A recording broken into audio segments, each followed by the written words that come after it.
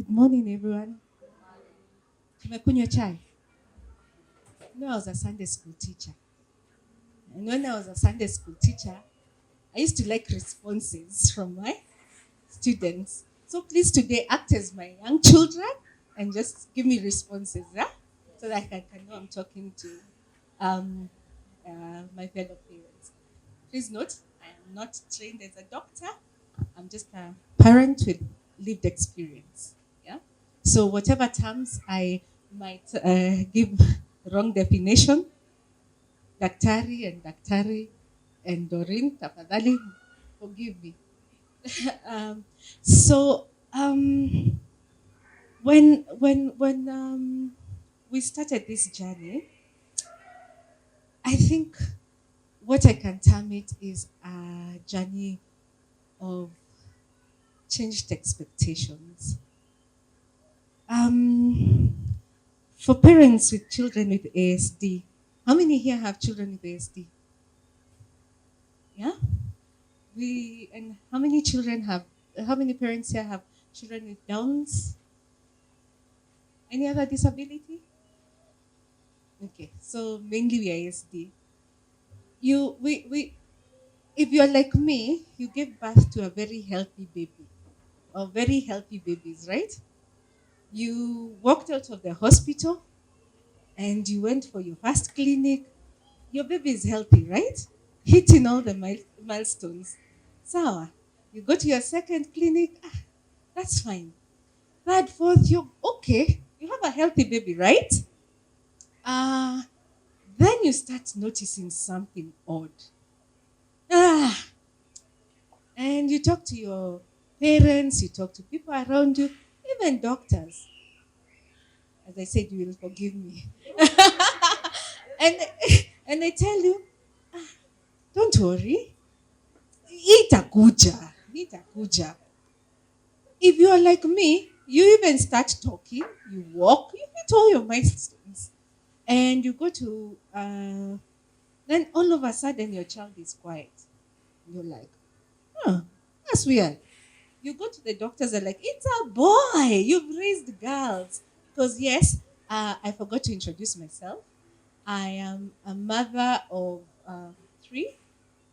My firstborn is 21. She has ADHD. Yes, I have a 21-year-old. Yes. Yes. And my second-born is 18.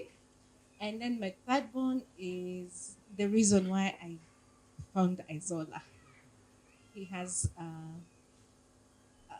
autism, he has global developmental delays, he has an issue with his gross motors, and he's also hyperlexic. Any term there we didn't understand. I'm sure you guys these days are experts in these terms. Any moment, and there is in hospitality, you know these terms. Is there any that you don't know? Okay, hyperlexia is an ability for your child, your child having an ability to read, write, um, without you having taught them, and at a very very young age. My son read and wrote at 1.5. I used to, I used to beat the sisters for writing on the wall. It was the brothers. So anyway, I'm talking about changed expectations, right? So, because we need to deal with these changed expectations, and you'll see how I'll get to the point. So, I went to the doctors at about 1.5 because he's quiet, he's gone quiet. And the doctors are like, you've raised girls, you don't know boys are like this. Then I'm like, oh, they keep quiet. Okay. But he's kept quiet for 3 months. Aye. Now he's holding his ears. Aye. And when I look at his peers, because he was born at the same time, around the same time, my church were very fertile. We had 5 babies. One, two, three, four, five. Same month, we had 5 babies.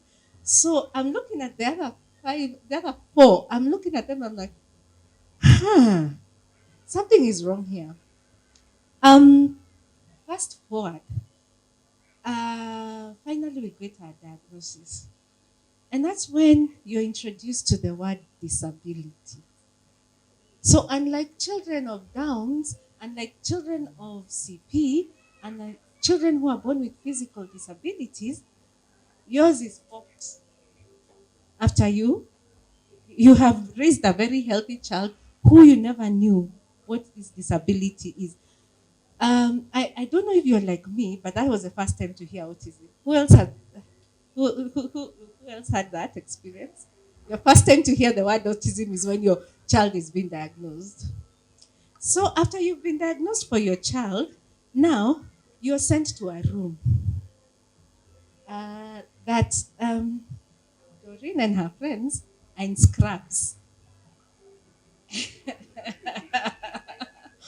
And your child, who is very intelligent, remember, he could read even before he could stand actually. He could actually walk properly.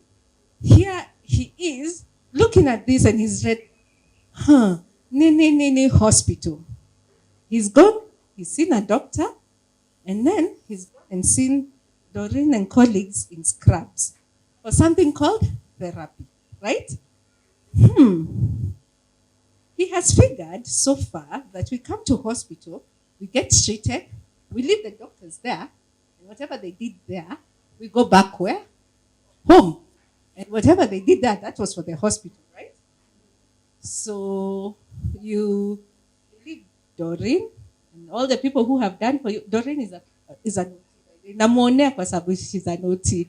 She's my best example. So you leave Doreen and the speech therapist and her colleagues PT, if you're doing PT, in the hospital. So this is your child's mentality. Tulienda hospitali, we were treated and we left it there. So any therapy intervention you're doing ni ya hospitali. Inabaki kwa mlango ya wapi? Hospitali. Now, if your son is a diva like mine, hatupandangi matatu. Okay? So if daddy is there, he'll drop us. Because I'm not allowed to drive when I'm with him. No, he won't allow it.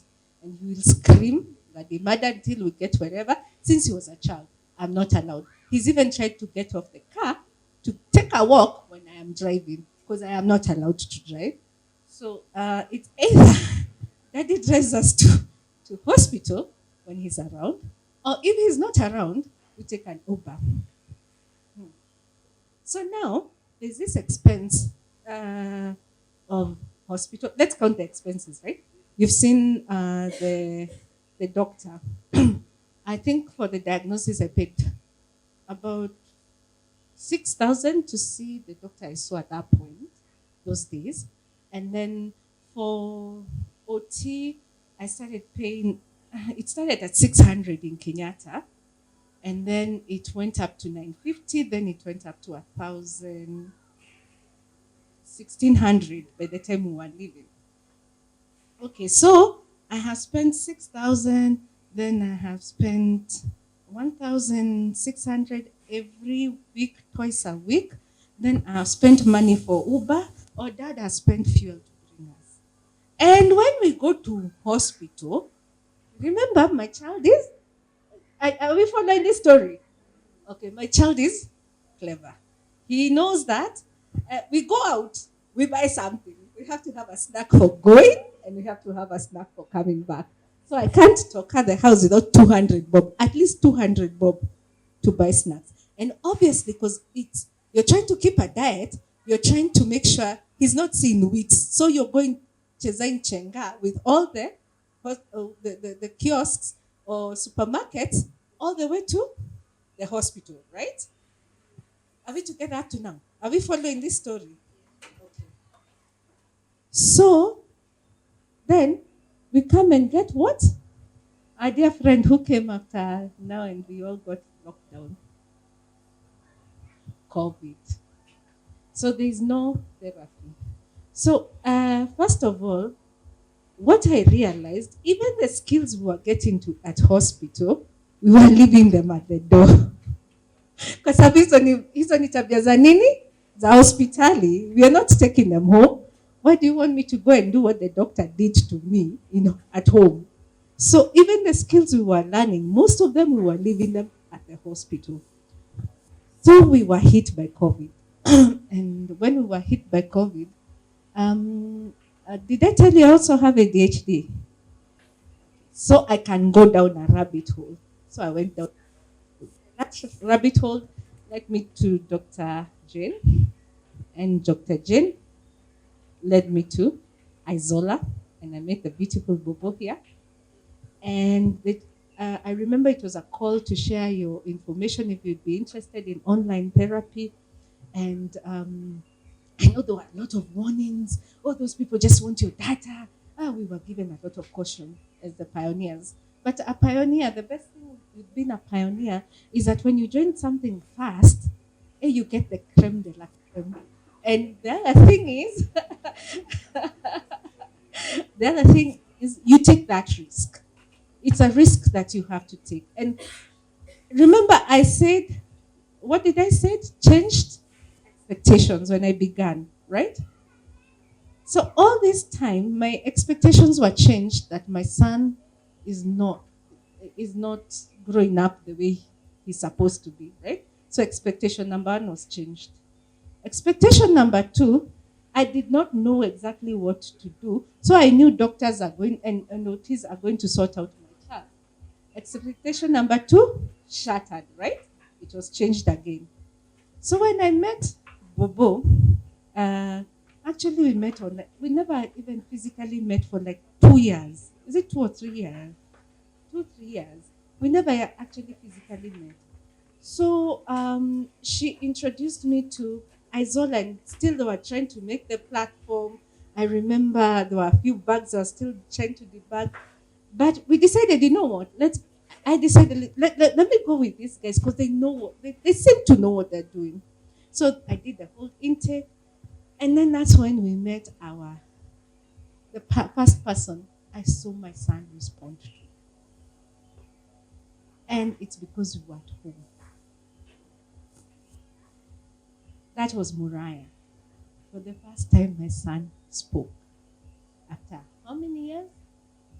After like he spoke when he was 1, and now he's about 4, and he spoke. And the reason he spoke is because Moyaya was on screen. I got a very qualified speech therapist from Germany, and I was in Kenya. Now, and I got it for a very good price. I won't lie.